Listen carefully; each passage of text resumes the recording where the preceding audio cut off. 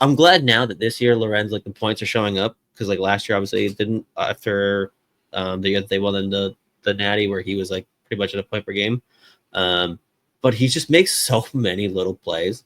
He creates turnovers again. Like, he probably gets used more defensively than he does offensively at this point. And like, we know that he's got an absolute cannon of a shot.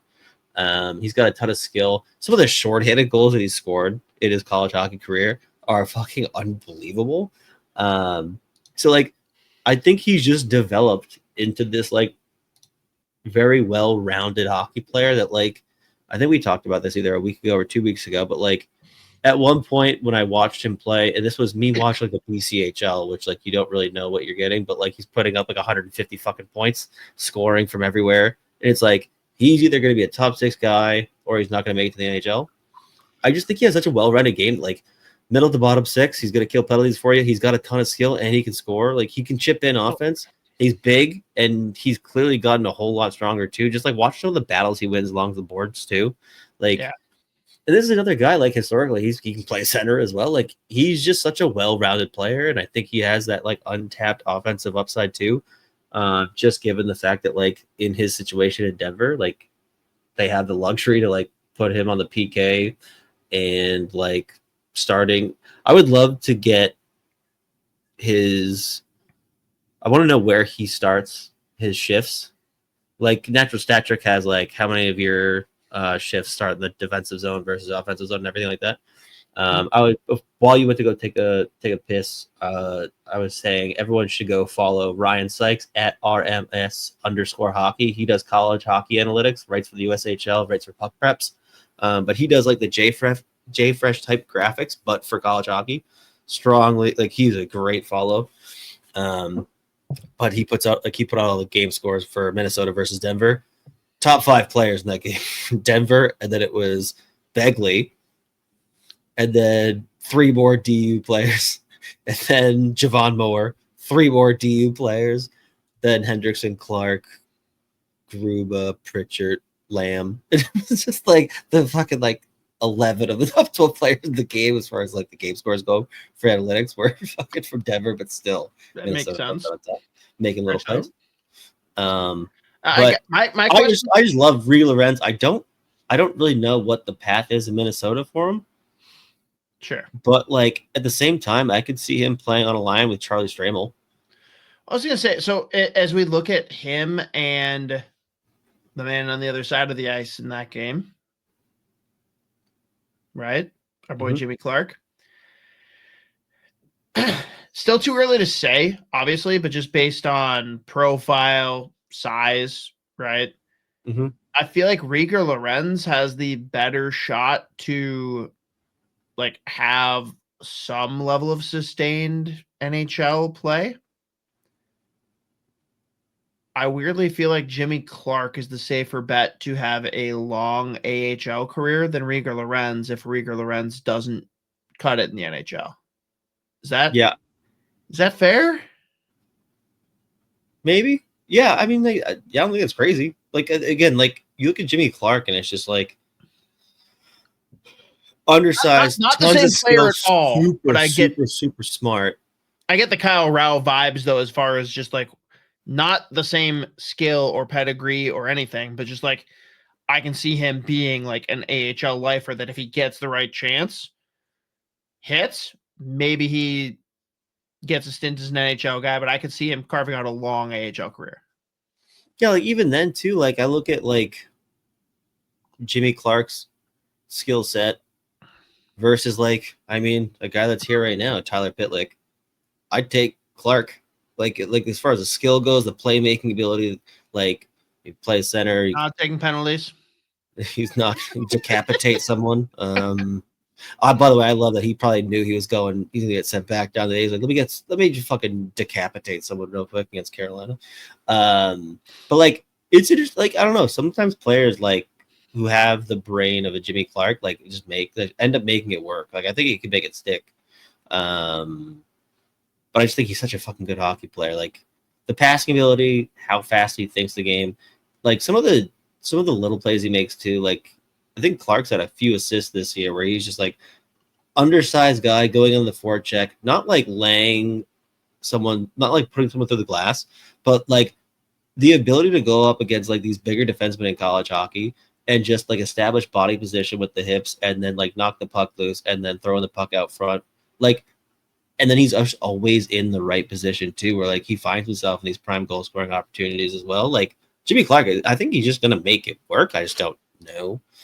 But I feel like I just have that nagging suspicion about him, just like as far as the way that he thinks the game. The little things. I think Rieger Lorenz just has like the well-rounded game that I think he can play in the NHL, like not far from now, maybe. And again, given Not far the from now being size, like 3 years. yeah, probably. I don't see it sooner than that unless it's like. Well, it's like it's also like you look at the two of them; they probably don't have that like top six. Like you're not like banking on either one of those guys to be a top six guy. And when you look at like if you put Rieger Lorenz in your bottom six, he's going to be a guy that you're throwing the PK. He's going to be. Did you see him rip top shelf right in front of you at the X? Someone did. 2 people here did. And it was electric. It fucking rocked. I was just like, is it hot in here? I told you guys, he's nasty. Yeah, I just think that the fact that both of them projected, like in the NHL, if they both make it, become NHL players, they both projected like probably bottom 6 guys. Lorenz still has that upside too, where you could like be up and you can put him up and down your lineup. But just given the fact that he's got like that 2-way pedigree, and again, like Denver's just so good at developing these guys too. Like I think like the Denver ended up being. I was worried about Lorenz that first year just because it was like he's going right from the BCHL or was it the AJ? Yeah, it was the AJ. I would say I don't even know why I do that, but it was the AJ, and it's just like it's assumed if you go from Canada to college, it's BC. No, it's assumed if it's not the WHL, OHL, or Q. It's like, yeah, BCHL. Oh, yeah, the AJ is there too as well. Fuck, my bad.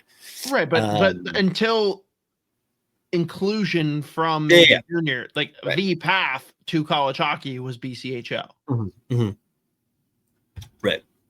The fact that he went right from there to Denver, who was like vying for a national champion, like it was like, I don't know how this is gonna go. And that first year went about how I was expecting / worried it would.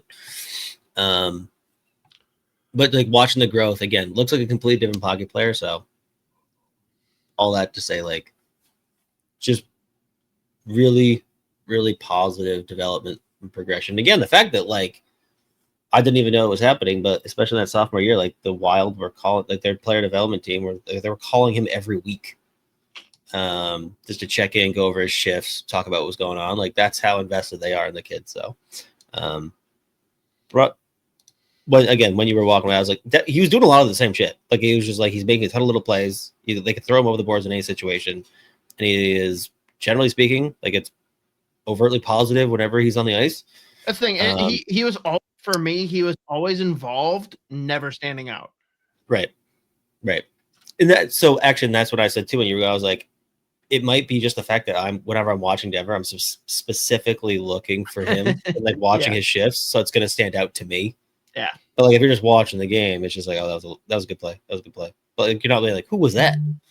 He's not making those highlight reel plays. Like every once in a while, Jimmy Clark will pull that off. You're like, holy shit. Some of the assists in just the past 2 years, Jimmy Clark's made some ridiculous plays. So some of the shit he does just like stands out.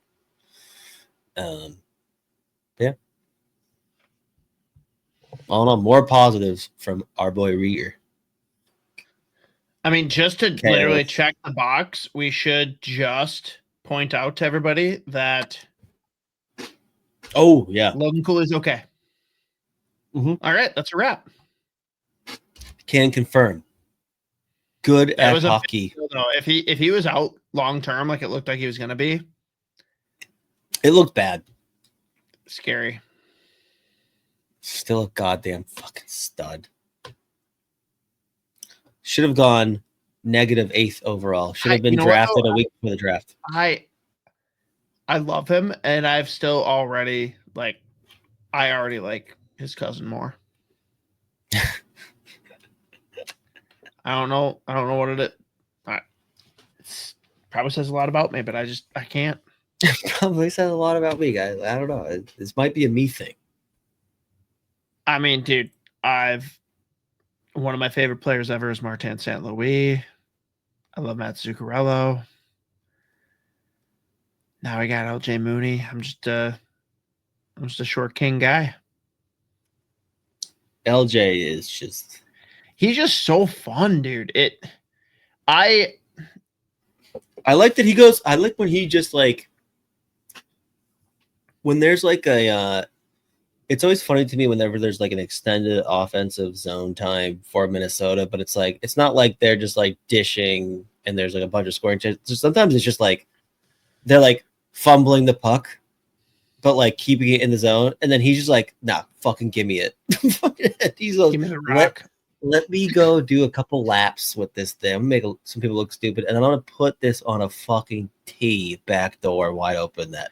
Well, and I think it's apparent with my. Again, I'll apologize to everyone. I tried to sell you on a false idol.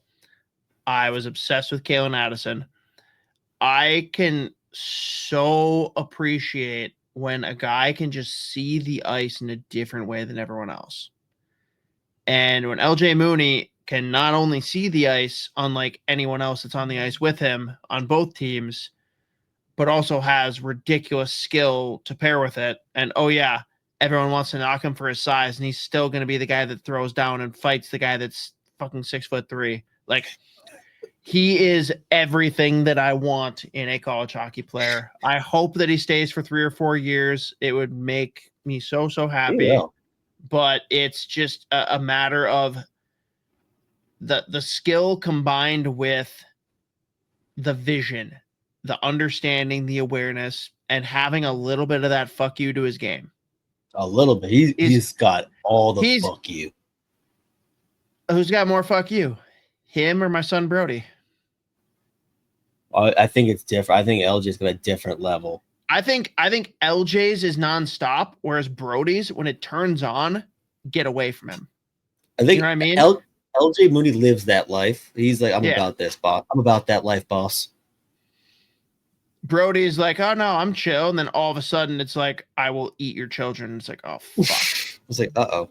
We woke him up. We should have let him sleep. We got bad Brody. We got bad Brody. So it is very different. I still think they both absolutely have that FU to their game, but I don't think I'll ever put someone above Brody Zemer for literally, I'm going to flip the switch and just decide to start eviscerating humans. There have been a couple assists that he's put up where he's just like falling over and getting trucked. And the one in Denver is so good. So good. We should have probably had that clip up ready to go, but we were never going to. If the people haven't seen it, it means they don't care. If you haven't seen it, fuck you. If you don't know what it means, you can't afford it.